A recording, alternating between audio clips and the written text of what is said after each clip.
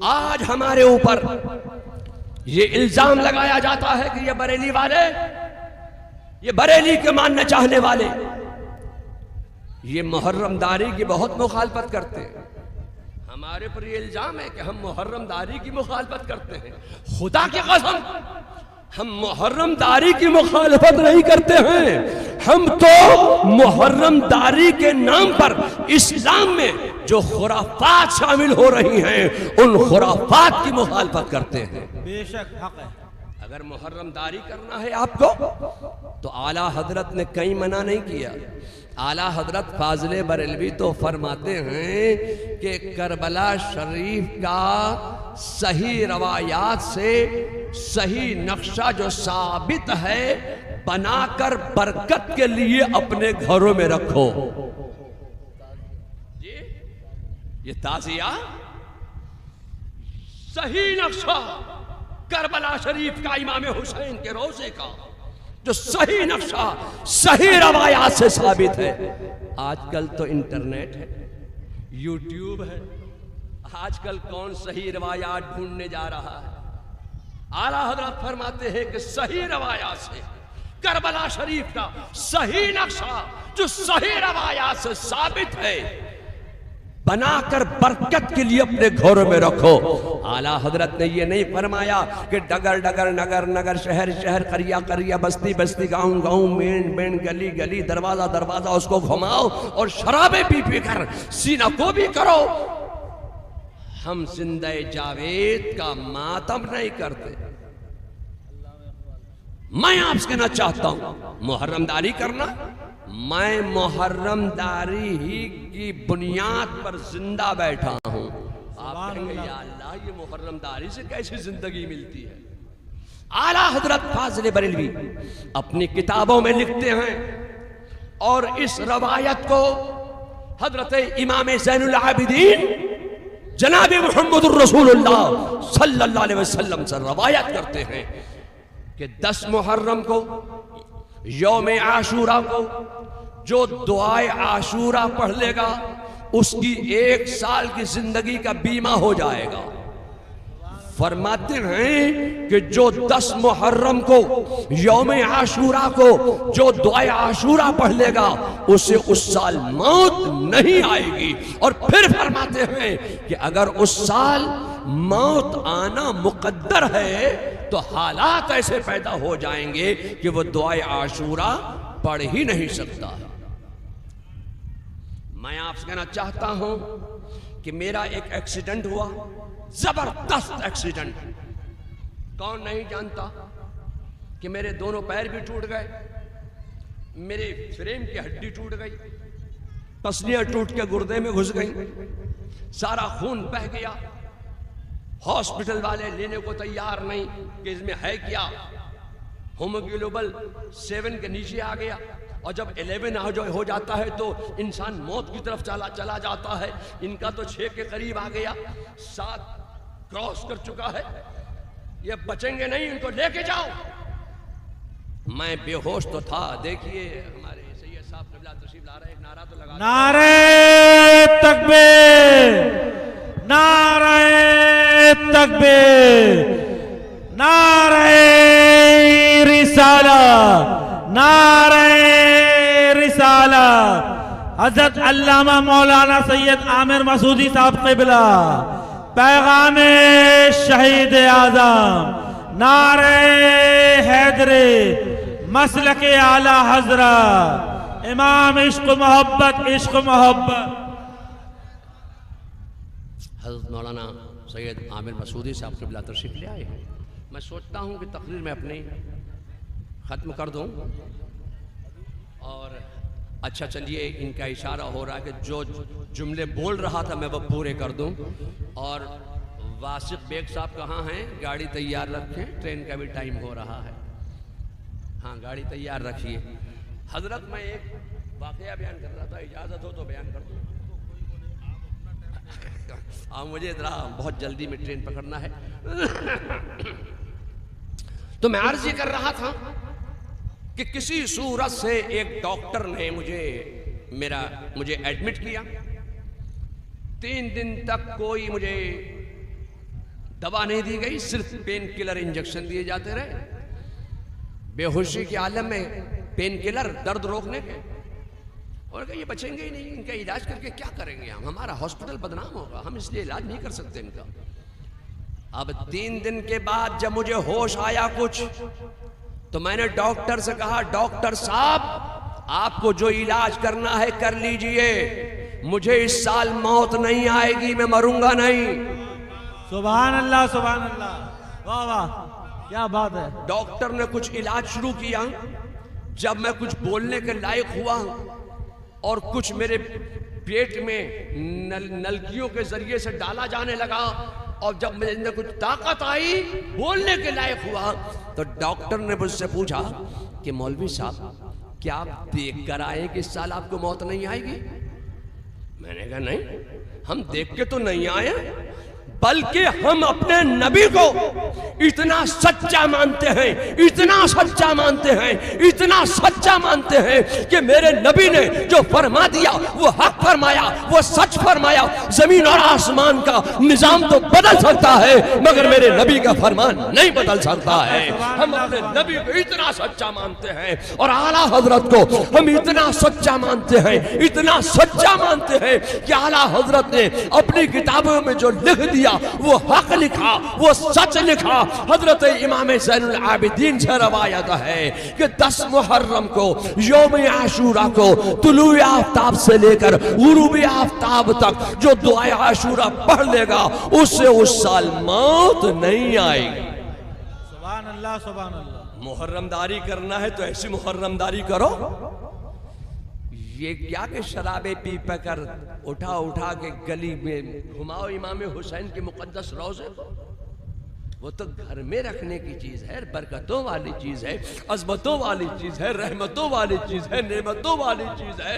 उन बरकत वाली चीजों को तुम नालियों के किनारे ले लेकर शराबे पी पकर घुमाओगे। मुहर्रमदारी करना है तो ऐसी मुहर्रमदारी करो कि जो तुम्हारे भी काम आए, तुम्हारी नस्लों के भी काम आए।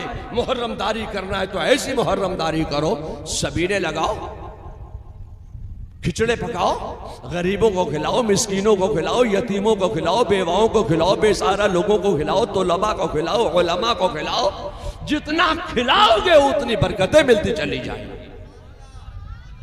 अल्लाह को खाने खिलाने की अदा बहुत पसंद है। कली जिसमें हुसैन और हसन फूल, क्या बात रजा उस चमनिस्ताने करम की, जहरा है कली जिसमें हुसैन और हसन फूल। सुभान अल्लाह, सुभान अल्लाह। और कत्ले हुसैन असल में मर्गे यजीद है, इस्लाम जिंदा होता है हर करबला के बाद। हजरात, अगर मारके करबला रोनुमा ना हुआ होता तो आज जो इस्लाम अपनी सही शक्ल सूरत के साथ हमारे और आपके दरमियान तक पहुंचा है, ये हजरत इमाम हुसैन के मुकद्दस लहू की बरकत है कि यजीद इस्लाम की तस्वीर को बिगाड़ देना चाहता था। यजीद सुन्नत मुस्तफ़ा का मजाक उड़ा रहा था। जब यजीद सुन्नत मुस्तफ़ा का मजाक उड़ा रहा था तो हजरत सैयदना इमाम हुसैन खड़े हुए और उन्होंने बढ़ती हुई यजीदियत को करबला के मैदान में मिटा कर रख दिया। यजीद जिसको मिटाना चाहता था वो जिंदा हो गया, और जो मिटाना चाहता था वो हमेशा के लिए मिट गया। और हुसैन घर घर पहुंच गए। ये मुहर्रम शरीफ का महीना है, और मुहर्रम शरीफ का महीना ये हमारे इस्लामी साल का पहला महीना है, और हमारे इस्लामी साल का आखिरी महीना माह ज़ुल्हिज है। इसकी 10 तारीख को कुर्बानी है। मुहर्रम शरीफ जो इस्लामी साल का पहला महीना, इसकी भी 10 तारीख को कुर्बानी है। तो हमारा इस्लामी साल शुरू होता है तो कुर्बानी से और खत्म होता है तो कुर्बानी पर। गोया हमारी इब्तिदा भी कुर्बानी से है और इंतहा भी कुर्बानी पर। ये हमारे इस्लामी साल का पहला महीना है। लोगों, आपने बकरियों की पैदावार को देखा है कि बकरियां साल में कई बार भी आती हैं? एक बार। कई बच्चे भी आती है? 2। और आप अपने सिर्फ एक कस्बा औरई में सुबह से शाम तक कितनी अल्लाह के नाम पर कुर्बान कर देते हैं? आपको कुछ इसका अंदाजा है?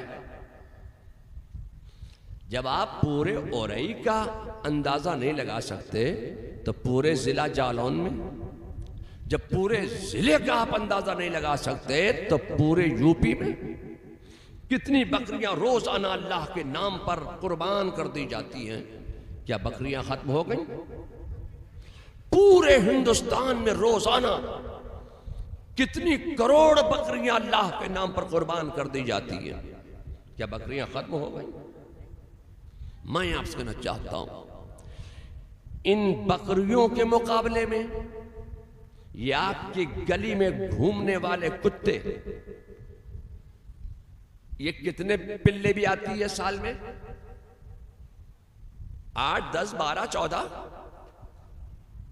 पैदावार ज्यादा है। मगर मैं आपसे कहना चाहता हूं, कभी आपने किसी एक जगह एक मकाम पर 2000 कुत्तों का रेवड़ देखा? पैदावार ज्यादा है बकरियों के मुकाबले में। इनके मुकाबले में एक जानवर और है, खिंजीर। वो कितने पिल्ले भी आती है? 14, 16, 18, 20, 22, 24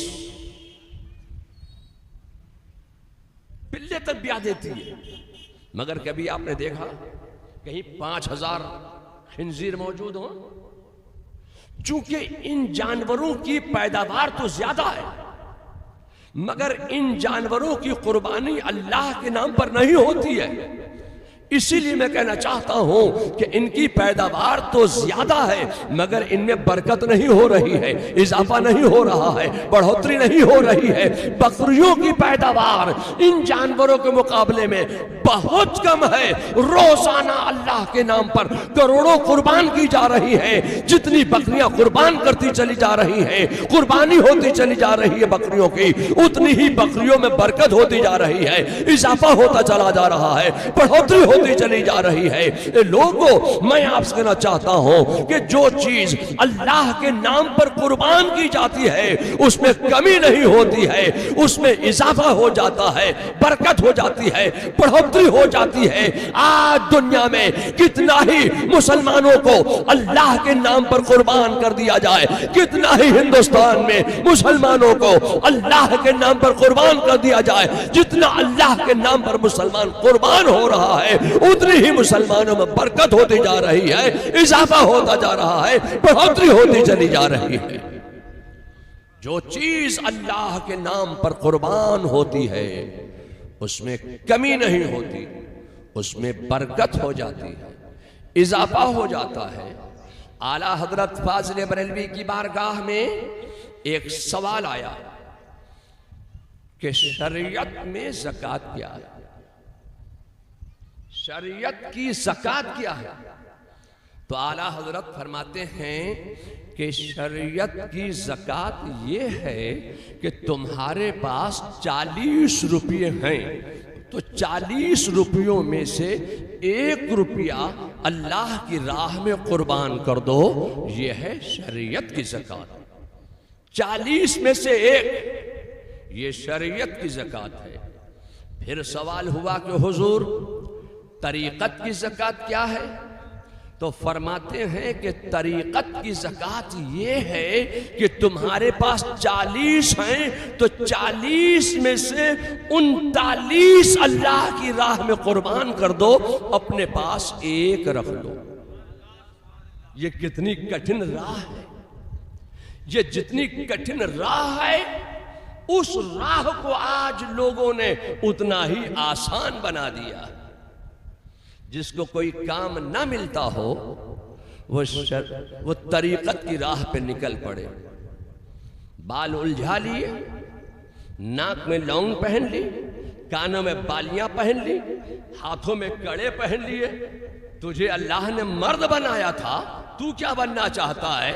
नमाजें पढ़ते नहीं, रोजे रखते नहीं। अरे तो कहा नमाजें रोजे तो ये शरीयत वाले जाने, हम तो तरीकत वाले हैं। तरीकत की राह को इतना आसान बना दिया आज लोगों ने, जो इतनी कठिन राह थी। आला हजरत फरमाते हैं कि अगर तुम्हारे पास 40 हैं तो 40 में से 39 अल्लाह की राह में कुर्बान कर दो। यह है तरीकत की ज़कात। फिर आला हजरत से सवाल हुआ कि हुजूर हकीकत की ज़कात क्या है? तो आला हजरत फाजिल बरेलवी फरमाते हैं कि हकीकत की ज़कात ये है कि तुम्हारे पास 40 हैं तो 40 में से सब अल्लाह की राह में कुर्बान कर दो, अपने पास कुछ मत रखो। ये है हकीकत की ज़कात। तो हजरत सैयदना इमाम हुसैन ने करबला के मैदान में शरीयत वाली ज़कात नहीं, तरीकत वाली ज़कात नहीं, बल्कि हकीकत वाली ज़कात पर अमल करके दिखाया है। इमाम हुसैन के पास जो कुछ था सब अल्लाह की राह में कुर्बान कर दिया। जब इमाम हुसैन ने सब अल्लाह की राह में कुर्बान कर दिया तो अल्लाह ने हुसैन के नाम में ऐसी बरकत रख दी है कि जो हुसैन का नाम लेता जा रहा है उसे भी बरकतें मिलती चली जा रही हैं। इमाम हुसैन ने करबला के मैदान में अपने मानने चाहने वालों को कुर्बान कर दिया, अपनी आलो औलाद को कुर्बान कर दिया, अपने दोस्तों अहबाब को कुर्बान कर दिया, अपने अजीजों अकारिब को कुर्बान कर दिया, अपने अहले बैत को कुर्बान कर दिया। अब बची अपनी जान, वो भी इमाम हुसैन ने अल्लाह की राह में इस्लाम की तरक्की और बका और इस्तेहकाम के लिए अपनी जान की अल्लाह की राह में कुर्बान कर दिया। अब मैं आपसे कहना चाहता हूं कि करबला के मैदान से एक इमाम ज़ैनुल आबिदीन ही तो जिंदा सलामत बचकर आए थे। क्या हुसैन की आल खत्म हो गई? क्या आले हुसैन खत्म हो गए? क्या आले हसन खत्म हो गए? एक हजरत इमाम ज़ैनुल आबिदीन ही जिंदा सलामत करबला के मैदान से वापस आए थे। मैं आपसे कहना चाहता हूं कि हुसैन आज़म ने जब अपना सब कुछ अल्लाह की राह में कुर्बान कर दिया, अपनी आलो औलाद को अल्लाह की राह में कुर्बान कर दिया, तो अल्लाह ने हुसैन के मानने वालों में ऐसी बरकत रख दी है, हुसैन के चाहने वालों में ऐसी बरकत रख दी है, हुसैन की आल में ऐसी बरकत रख दी है कि आप माराहरा में देखें तो हसनी हुसैनी नजर आ रहे हैं, आप अजमेर में देखें तो हसनी हुसैनी नजर आ रहे हैं, आप बगदाद में देखें तो हसनी हुसैनी नजर आ रहे हैं, आप बरेली में देखें तो हसनी हुसैनी नजर आ रहे हैं। आज आप दुनिया के जिस गोशे में भी आप निगाह डालेंगे तो हसनी हुसैनी आपको मिल जाएंगे। मैं आपसे कहना चाहता हूं कि इमाम हुसैन ने जब अपनी आलो औलाद को अल्लाह की राह में कुर्बान किया है तो अल्लाह ने हुसैन की आल में ऐसी बरकत दे दी, ऐसी बरकत दे दी। आप जहां देखें तो हसनी हुसैनी सैयद आपको मिल जाए।